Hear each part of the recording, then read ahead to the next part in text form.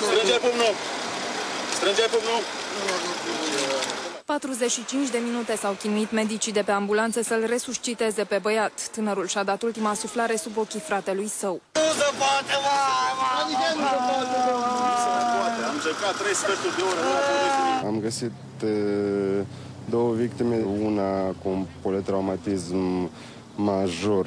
Din păcate s-a încercat resuscitarea la fața locului, dar fără succes. Tatăl tânărului a fost și el grav rănit după ce tirul a căzut peste mașină. Lua de sub motor, ia de acolo, că era de rezervă, ia acolo, de acolo, lua-te până acolo, la trafic, ai, Doamne.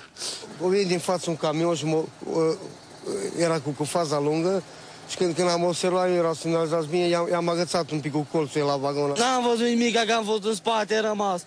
Pe când am a fost acolo mort. Șoferul tirului riscă ani buni de pușcărie pentru ucidere din culpă și vătămare corporală.